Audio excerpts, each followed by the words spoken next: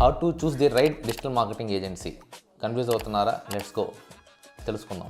So right digital marketing agency ఇది అందరికీ ఉన్న మేజర్ ఇష్యూ. ఏ ఏజెన్సీని చూస్ చేసుకోవాలి, ఆ ఏజెన్సీ కమిట్మెంట్కి ఇచ్చినవన్నీ కూడా మనకి క్లోజ్ చేస్తుందా, రైట్ టార్గెట్ ఆడియన్స్ రీచ్ చేసి గుడ్ క్వాలిటీ లీడ్స్ ఇస్తుందా, రైట్ కంటెంట్ ఇస్తుందా, రైట్ టైంకి షూటింగ్ వస్తుందా. సో ఇట్లా XYZ ప్రతి ఒక్క క్లయింట్కి ఉన్న ఇష్యూ అండి. సో దీన్ని మనము ఒక స్మార్ట్గా డిస్కస్ చేద్దాం. డిజిటల్ మార్కెటింగ్ ఏజెన్సీకి మీ యొక్క సెక్టార్లో ఎక్స్పీరియన్స్ ఉందా లేదా. రెస్టారెంట్ బిజినెస్ అవనివ్వండి, మీది ఒక హాస్పిటల్ అవనివ్వండి, మీది ఒక రియల్ ఎస్టేట్ కంపెనీ అవనివ్వండి, మీది ఒక ఈకామర్స్ బిజినెస్ అవనివ్వండి.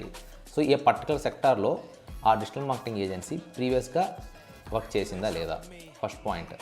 సెకండ్ పాయింట్, వాళ్ళ కంటెంట్ స్టడీ చేయాలి. అంటే మీ కాంపిటేటర్స్, ఆ డిజిటల్ మార్కెటింగ్ ఏజెన్సీ ఎవరికైతే వర్క్ చేసిందో ఆ కాంపిటేటర్స్కి డిజైర్డ్ కంటెంట్ ఇచ్చిందా లేదా, ఆ డిజైర్డ్ కంటెంట్ ద్వారా వాళ్ళకి లీడ్స్ వచ్చాయా లేదా, ఆ డిజైర్డ్ కంటెంట్ ద్వారా వాళ్ళకి రీచ్ వెళ్ళిందా లేదా. ఇది సెకండ్ పాయింట్.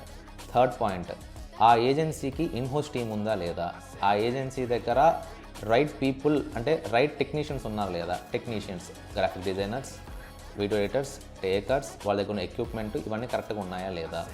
సో ఇది థర్డ్ పాయింట్. నెక్స్ట్, ఆ ఏజెన్సీకి పర్ఫార్మెన్స్ మార్కెటింగ్లో ఎన్నేళ్ళ ఎక్స్పీరియన్స్ ఉంది, who are the main performance marketers ఆ ఏజెన్సీ నుంచి.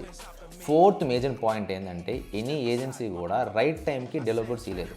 ఎందుకు ఇవ్వలేదు deliverables? Two things, major things. ఒకటి, వాళ్ళ దగ్గర రైట్ పీపుల్ లేకపోవడం.